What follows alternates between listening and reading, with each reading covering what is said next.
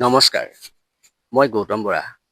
কুঁহিপাত ক্ৰিয়েশ্যনলৈ আপোনালোকক স্বাগতম। আজি আমি এটি সজাগতামূলক ভিডিঅ' আপোনালোকলৈ আগবঢ়াইছোঁ। আশা কৰোঁ আপোনালোকে ভিডিঅ'টো আঁকোৱালি ল'ব। ভিডিঅ'টো যাতে আপোনালোকে আন 10জনকো চাবৰ বাবে সুবিধা কৰি দিয়ে।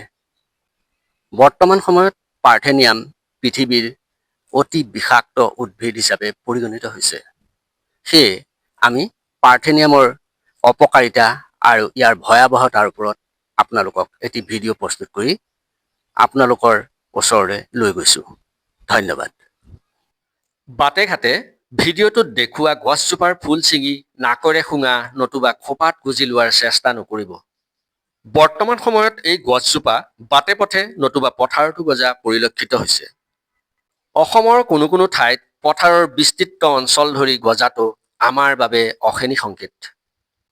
বৰ্তমান ফাগুন মাহ, বতাহৰ লগত এই গছৰ ফুলৰ ৰেণু যদি নাক, চকু অথবা গাত লাগে আপোনাৰ শৰীৰৰ বাবে ভয়ংকৰ হৈ উঠিব পাৰে। বিশেষতঃ এই ফাগুন মাহতেই সৰুৰ পৰা ডাঙৰলৈকে ৰোগ ব্যাধিৰ পৰিমাণ বাঢ়ে।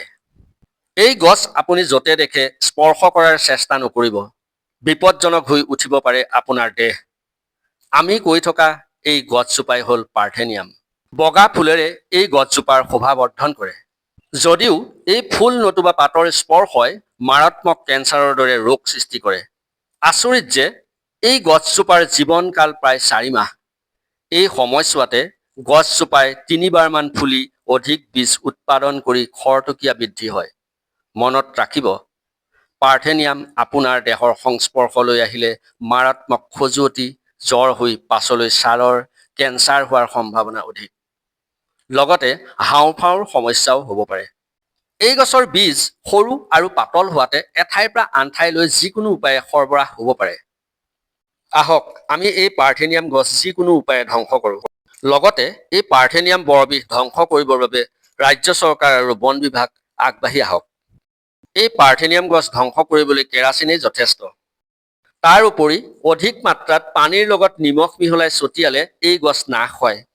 নতুবা বন মৰা দৰৱ ছটিয়াইও নাশ কৰিব পাৰি। ভিডিঅ'টো যাতে আপোনালোকে সজাগতাৰ বাবে আন 10জনকো চাবৰ বাবে সুবিধা কৰি দিয়ে। আৰু ভিডিঅ'টো ভাল লাগিলে শ্বেয়াৰ, ছাবস্ক্ৰাইব আৰু লাইক কৰিব। ধন্যবাদ।